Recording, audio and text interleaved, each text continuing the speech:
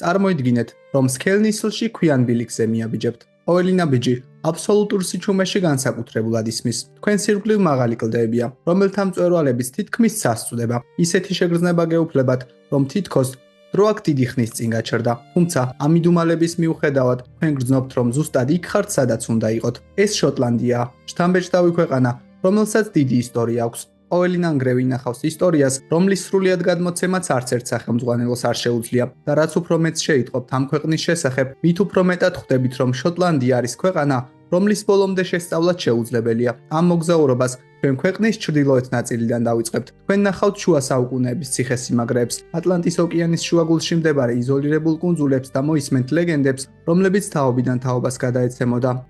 ჩვენი მოგზაურობა ედინბურგიდან იწყება. სანამ ქალაქს დაინახავთ, იქამდე მის სუნს შეიგრძნობთ. ჰაერი განსაკუთრებულად მძიმეა. ნესტიანი ქვის სუნი კი ისეთ შთაბეჭდილებას შეგექმნით, თითქოს აქ დრო განსხვავებულად მიედინება. მალევე თქვენ ბნელი ციხესიმაგრის კედლებს, ცისკენ აღმართულ შუბებსა და ბორცვებზე აგებულ ერთმანეთზე მიბჯენილ სახლებს დაინახავთ. ედინბურგი უძველეს ვულკანურ ქანებზე აგებული, რომელთა ასაკიც 340 მილიონ წელზე მეტია. ყველაზე ცნობილი ბორცვი არტურის სავარძელია. ამ ჩამქრალი ვულკანის სიმაღლე 250 მეტრია. მისი მწვერვალიდან ქალაქის ისტორიული ცენტრი მკაფიოდ ჩანს.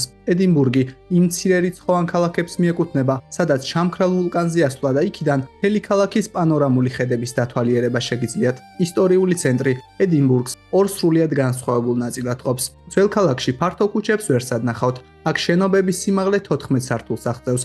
ხოლო ჩიხები იმდენად ვიწროა, რომ იქ მზე მხოლოდ გარკვეულ საათებში ანათებს. ამ ქუჩებიდან ზოგიერთი დამალულ ეზოებში გადის, სადაც პაბებსა და მაღაზიებს ნახავთ. სამეფო მილი, რომელიც ედინბურგის ციხეს ჰოლირუდის სასახლესთან აკავშირებს, ამ შუა საუკუნეების ლაბირინთს სრულიად კვეთს. თავად ციხესიმაგრე ვულკანური კლდის თავზე დგას და როდესაც მის კედლებზე დადგებით ცხადი ხდება, თუ რატომ დგას ის ამდენ ხანს მყარად. თავდაცვითი თვალსაზრისით, ეს აუღებელი ციტადელია. ნებისმიერი არმია მის ასაღებად გამოუსადეგარი იქნებოდა. რამდენიმე კვარტლის მოშორებით ახალი ქალაქი სრულიად განსხვავებულ სურათს ქმნის. მე-18 საუკუნეში განმანათლებლობის პრინციპის მიხედვით აშენებული ქალაქი ძველი ქალაქისგან საკმაოდ გამოირჩევა. ფართო ქუჩები, სიმეტრიული უბნები და ჰარმონიული ფასადები ქალაქს განსაკუთრებით შთამბეჭდავს ხდის. კონტრასტი იმდენად თვალშისაცემია, რომ 1995 წელს იუნესკომ ორივე ტერიტორია მსოფლიო მემკვიდრეობის ძეგლად გამოაცხადა. არა იმიტომ, რომ ისინი ერთმანეთის მსგავსია, არამედ იმიტომ, რომ ეს ორი სრულიად განსხვავებული ადგილი ერთმანეთს ჰარმონიულად ერწყმის.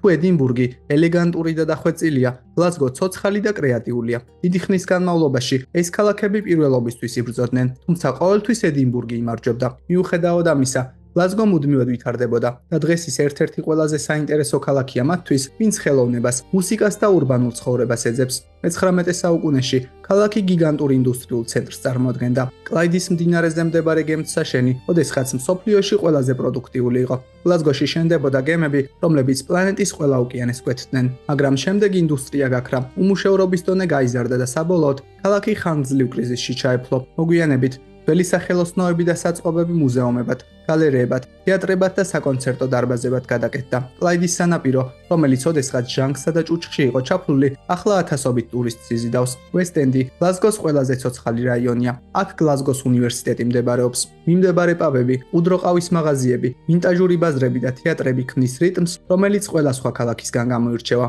კელვინ გროვის ხელოვნების გალერეის დიდებულ ვიქტორიანულ შენობაში უამრავ შედევრს ნახავთ. დაწყებული სალვადორ დალის ნახატებიდან დამთავრებული შუა საუკუნეების იშვიათი შოტლანდიური იარაღების კოლექციით.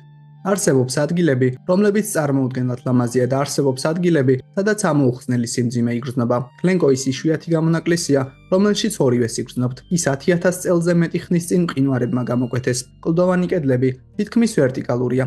სამი კოლოსალური კლდის ქედი ხეობის მთლიანი იერსახეს განსაზღვრავს. დღეს გლენკო ტურისტებს, ფოტოგრაფებს, თამსვლელებსა და მოგზაურებს მასპინძლობს. აქაური ლანდშაფტი განსაკუთრებულად გამოიყურება. წვიმიან დღეებში ნისლი ხეობას სრულიად ფარავს. როდესაც ნისლი ეშვება, აქაურობა მისტიკურ იერს იღებს, თუმცა მისი შთამბეჭდავი იერის მიუხედავად, გლენკო იმ ტვირთს ატარებს, რომელსაც არც ერთი ადამიანი არ ივიწყებს. 1692 წლის თებერვალში მთავრობის დაქვემდებარებაში მყოფი ჯარისკაცები თითქმის 2 კვირის განმავლობაში მაკდონალდების კლანის მზრუნველობაში იმყოფებოდნენ, მაგრამ 13 თებერვლის დილას მეფე უილიამ მესამის ბრძანების შემდეგ ჯარისკაცები საკუთარ მასპინძლებს თავს დაესხნენ. ისინი, ვინც თავდასხმას გადაურჩნენ, მთებში გაიქცნენ, თუმცა სიცივესა და ყინვაში გადარჩენა შეუძლებელი აღმოჩნდა. ამ მოვლენას განსაკუთრებულად საშინელს არა მხოლოდ ჯარისკაცთა სისასტიკე, არამედ მთიელთა სტუმართმოყვარეობის ტრადიციის დარღვევაც ხდიდა. ადამიანის სახლში მიღება მისი სიცოცხლის დაცვას ნიშნავდა. ჯარისკაცებმა კი ის დაუწერელი კანონი დაარღვიეს, რომელიც ამ ხალხის ტრადიციებსა და ადათ-წესებს განსაზღვრავდა.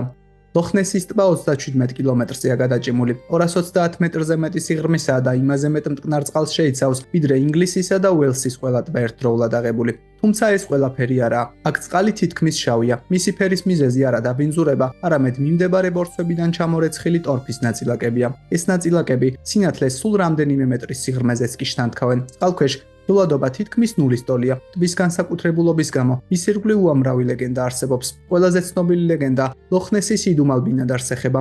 ლოხნესის მონსტრმა მსოფლიო პოპულარობა 1923 წელს მას შემდეგ მოიპოვა, რაც ადგილობრივ მაღაზეთმა პირველი თვითმხილველის ჩვენება გამოაქვეყნა. მალევე უამრავი ადამიანი გამოჩნდა, რომლებიც ამტკიცებდნენ, რომ ტბაში მათ უცნაური არსება შენიშნეს. თანამედროვე ტექნოლოგიების გამოყენებით ტბის მთლიანი ფსკერის შესწავლა მოხდა, თუმცა მასში რაიმე განსაკუთრებული არ აღმოჩენილა. მიუხედავად ამისა, ეს ადგილი ტურისტებში კვლავ დიდი პოპულარობით სარგებლობს, რაც რეგიონის ეკონომიკის მთავარ მამოძრავებელ ძალად რჩება. ის დასავლეთ სანაპიროზე ურქარტის ციხესიმაგრის ნანგრევები მდებარეობს, რომელიც მე-13 საუკუნეში აშენდა. მე-14 საუკუნეში შოტლანდიის დამოუკიდებლობის გამო დაწყებული ომების დროს ციხესიმაგრე რამდენჯერმე დაზიანდა. 1692 წელს კი ის ნაწილობრივ აფეთქეს, რათა ის იაკობის ტების ხელში არ ჩავარდნილიყო. ციხესიმაგრის შემორჩენილი ფრაგმენტები დღესაც კი შთამბეჭდავად გამოიყურება. შუა საუკუნეების ქვა ტბის მუქი ზედაპირი და დიდებული მთები ქმნის პეიზაჟს, რომლის დავიწყებაც შეუძლებელია. თუ არსებობს ადგილი, რომელიც შოტლანდიას ყველაზე კარგად გამოსახავს, ეს ალბათ ეილიანდონანია. პატარა კუნძულზე აგებული ციხესიმაგრე ნაპირს ელეგანტური ქვის ხიდით უკავშირდება. პირველი ციხესიმაგრე აქ მე-13 საუკუნეში ვიკინგების თავდასხმებისგან დასაცავად აშენდა. 1719 წელს იაკობის ტების აჯანყების დროს სამთავრობო გემებმა ის დაბომბეს და ნანგრევების გროვად აქციეს. ციხესიმაგრე ამ მდგომარეობაში თითქმის 200 წლის განმავლობაში იმყოფებოდა, თუმცა მე-20 საუკუნის დასაწყისში მაგრეის კლანის ლიდერმა მისი აღდგენა გადაწყვიტა. დღეს ეილენდონანის ციხე ქვეყნის ერთ-ერთი ყველაზე პოპულარული ტურისტული მარშრუტია. წყლის დონის დაწევის დროს ზღვის ფსკერი კუნძულის გარშემო უნიკალურ რელიეფს ქმნის, ხოლო როდესაც წყლის დონე იმატებს, ისეთი შთაბეჭდილება იქნება, თითქოს ციხესიმაგრე წყალზე ტივტივებს. ჰარი პოტერამდე გლენფინანის ვიადუკი დიდი პოპულარობით არ სარგებლობდა. ჰარი პოტერის შემდეგ კი ის განსაკუთრებულ ადგილად იქცა. ცნობილი ვიადუკი 1901 წელს აშენდა. მისი სიგრძე 380 მეტრია და მას 21 ბეტონის თაღი აქვს. როდესაც ორთქლის ლოკომოტივი ვიადუკს კვეთს და მწვანეველზე ორთქლის ღრუბლებს უშვებს, ეს სცენა წარმოუდგენლად შთამბეჭდავი ხდება. ვიადუკის ქვეშ გლენფინანის მონუმენტი დგას, რომელიც 1745 წლის აჯანყების აღსანიშნავად აღიმართა. სწორედ აქ აღმართა თავისი დროშა ჩარლზ ედუარდ სტიუარტმა ბრიტანეთის ტახტზე სტიუარტების დინასტიის აღდგენის მცდელობის დროს. კლანებმა მის მოწოდებას მალევე უპასუხეს. კამპანია თვეების განმავლობაში გაგრძელდა. ისინი წარმატებასთან წარმოუდგენლად ახლოს იყვნენ, თუმცა ერთმა ბრძოლამ ქვეყნის ბედი სამუდამოდ შეცვალა. სკაის კუნძული შოტლანდიის ჩრდილო-დასავლეთ ნაწილში მდებარეობს. აქაური ლანდშაფტი განსაკუთრებულია. დაკბილული მწვერვალები ღრუბლებს არღვევს. ციცაბო ფერდობები პირდაპირ ოკეანეში ეშვება, ხოლო ტორფის ხეობები სეზონის მიხედვით ფერს იცვლის. პროტერნიშის ნახევარკუნძულზე კი 49 მეტრის სიმაღლის ქვის სვეტი დგას. ის ათასობით წლის წინ დაწყებული და დღემდე მიმდინარე გიგანტური მეწყერის შედეგს წარმოადგენს. უფრო სამხრეთით ფერიების აუზები მდებარეობს.